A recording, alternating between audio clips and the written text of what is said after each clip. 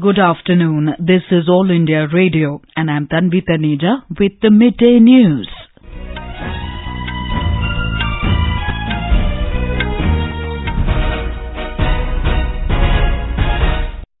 The headlines. Government convenes an all-party meeting ahead of the budget session of Parliament. In Assam, 1,615 cadres of all four factions of the National Democratic Front of Bodoland surrender in Guwahati. World Health Organization to hold an emergency meeting in Geneva over novel coronavirus outbreak in China. Death toll in China mounts to 170. A student from Wuhan University in China tested positive for novel coronavirus in Kerala. Health Ministry says the patient is stable and is in isolation. Nation pays homage to the father of the nation, Mahatma Gandhi, on his 72nd death anniversary. And in Australian Open, world number 1 Ashleigh Barty makes a shock exit in the women's singles semi-finals. Stage set for Federer-Djokovic showdown in the semi-final in a short while from now. The Union Government today convened an all-party meeting in New Delhi ahead of the budget session of Parliament, which begins tomorrow. Prime Minister Narendra Modi, Defence Minister Rajnath Singh, Parliamentary Affairs Minister Prahlad Joshi, Congress leaders Ghulam Nabi Azad and Anand Sharma, TMC leader Derek O'Brien and NCP leader Supriya Sule attended the meeting.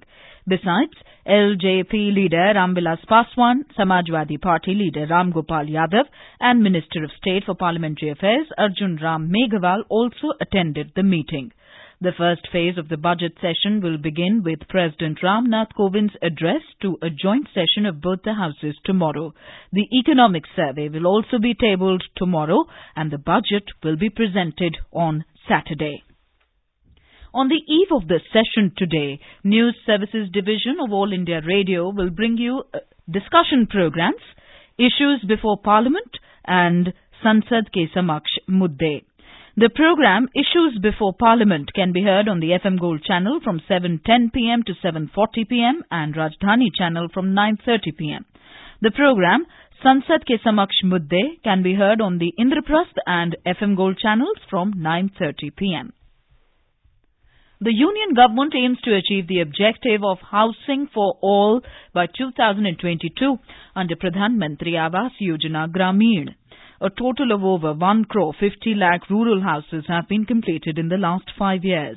The Ministry of Finance said that the eligible beneficiaries will get 1 crore 95 lakh houses in the second phase of the scheme.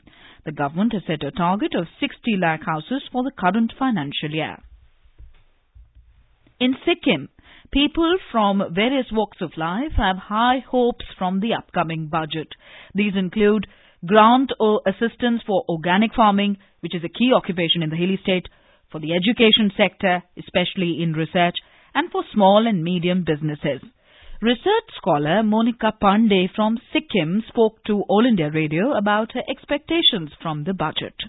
Expectations with budget 2020 are allocation of more funds with respect to GDP, common fund for country where there is standardization of research facility available to students, including soft skill language, timely disbursement of fellowships, adherence to UGC norms for recruitment including temporary positions and at private sectors. The Hyderabad Metro Rail Limited Chairman and Managing Director NVS Reddy stressed on the need for structural reforms combined with greater allocation to the infrastructure sector in the upcoming budget for the next fiscal.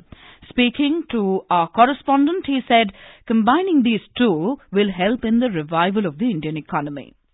An important way to boost sluggish economy is to increase the spend on infrastructure sectors. Another important aspect is structural reforms. Together with structural reforms and increased budgetary allocations, I believe Indian economy will again get a major boost and it will grow substantially. In Assam, 1,615 cadres of all the four factions of the National Democratic Front of Bodoland, NDFB, laid down arms before Chief Minister Sarbanand Sonowal in Guwahati today. Speaking on this occasion, Chief Minister Sarbanand Sonowal said that the arms-laying ceremony proved that the NDFB wants permanent peace in the state. He said that the state government would ensure that all the cadres of the outfit could live a dignified life and appealed to them to contribute to make the state stronger. The Chief Minister thanked the Prime Minister and the Home Minister for the treaty.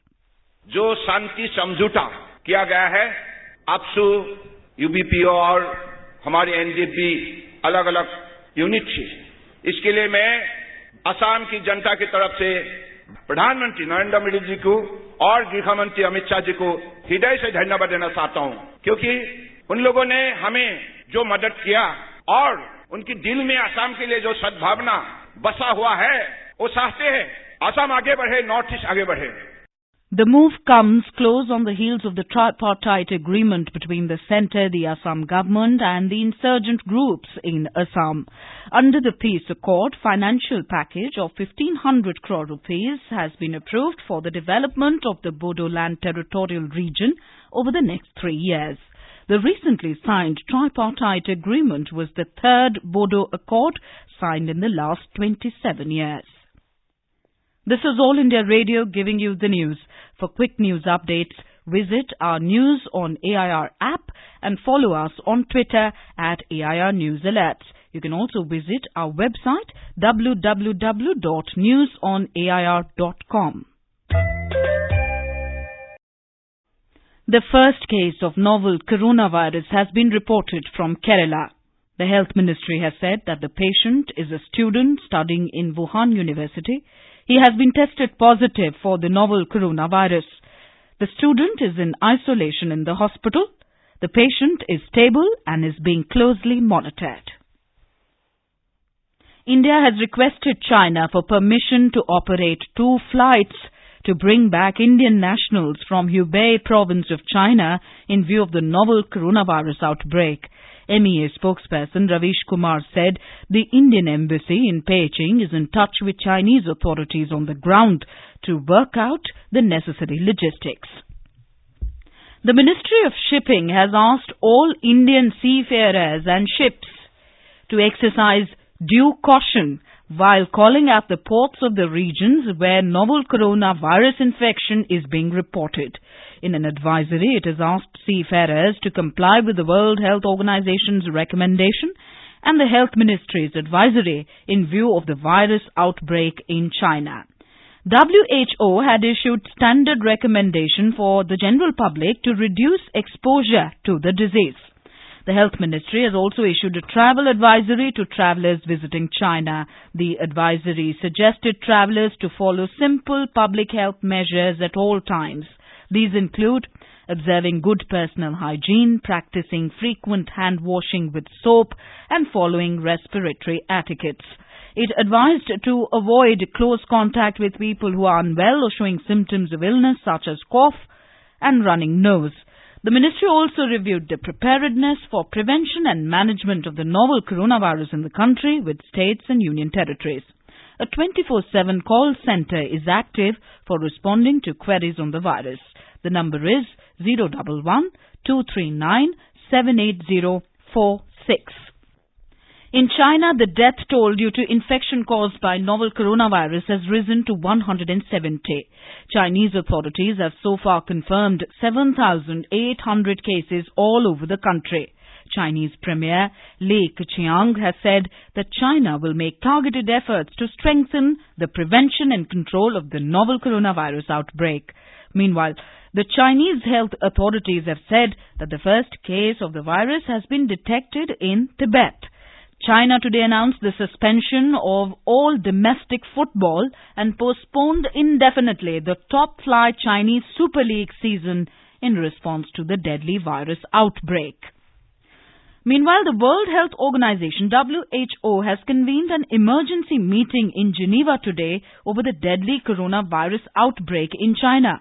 The committee will advise the Director General on whether the outbreak constitutes a public health emergency of international concern and what recommendations should be made to manage it.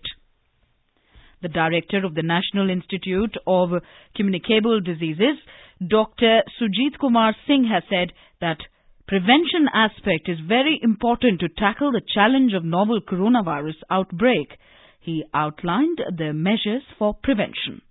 सबसे पहला काम है हम स्वयं को mask लगाएं। Mask लगाने के बाद होम आइसोलेट करें। अगर मास्क नहीं भी है तो घर के किसी भी कमरे में अपने आप को आइसोलेट कर लें और हमारे कांटेक्ट को नियंत्रित रखें। सिर्फ जरूरी लोगों से ही संपर्क करें। साथ ही एक हेल्पलाइन नंबर जो मिनिस्ट्री ने हर जगह दिया हुआ है, चाहे आप किसी भी सुदूर गांव में हो, आप हेल्पलाइन से कांटेक्ट करेंगे तो हेल्पलाइन आपको बता देगी कि आपको इस बारे में आगे के क्या काम करना चाहिए। आपके पास तुरंत स्वास्थ्य कर्मचारी आएगा और वो आपको एक डेजिग्नेटेड आइसोलेशन फैसिलिटी में शिफ्ट करने के लिए अपने साधन उपलब्ध कराएगा।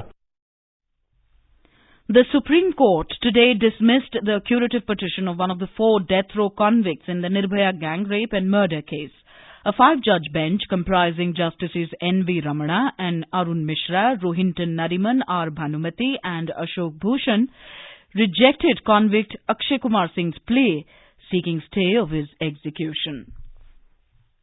Electioneering is gaining momentum in the national capital with only 9 days remaining for Delhi Assembly polls. Candidates and leaders of political parties are trying their best to woo the voters. Polling to the 70-member Delhi Assembly will be held on the 8th of next month and counting of votes will be taken up on the 11th.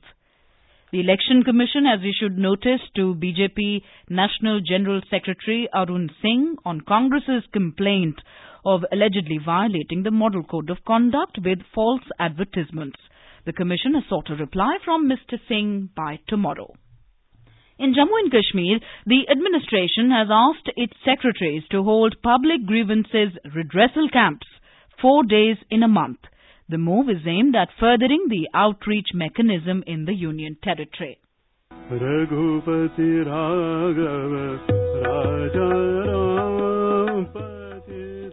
Nation pays homage to the father of the nation, Mahatma Gandhi, on his 72nd death anniversary today. It was on this day in 1948 that Mahatma Gandhi fell to the bullet of his assassin.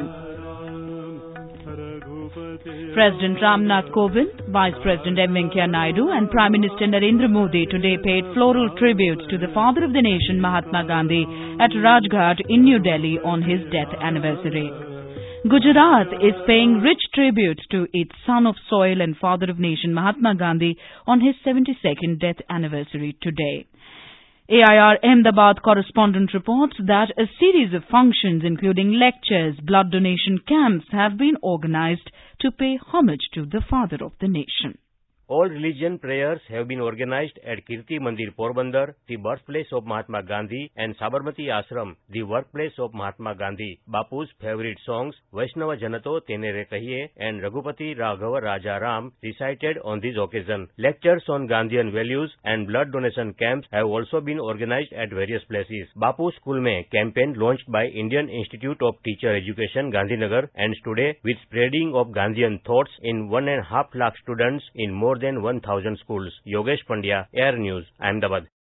In tennis, Swiss star Roger Federer and the Serbian Novak Djokovic are to clash in the first semi-final of the Australian Open to be played in Melbourne shortly. The two greats have a combined 13 Australian Open titles between them. In women's singles semi-finals, world number 1, Australia's Ashleigh Barty made a shock exit after losing to Sofia Kenin of the USA today. In the second semi-final, Garbiñe Muguruza of Spain defeated Simona Halep of Romania. And now, before we end the bulletin, here are the headlines once again. Government convenes an all-party meeting ahead of budget session of Parliament. In Assam, 1,615 cadres of all 4 factions of National Democratic Front of Bodoland surrender in Guwahati. World Health Organization to hold an emergency meeting in Geneva over novel coronavirus outbreak in China. Death toll in China mounts to 170. A student from Wuhan University in China tested positive for novel coronavirus in Kerala. Health Ministry says the patient is stable and is in isolation. Supreme Court dismisses curative petition of one of the 4 death row convicts in the Nirbhaya gang rape and murder case. And nation pays homage to the father of the nation, Mahatma Gandhi, on his 72nd death anniversary. And with that, we end the Midday News.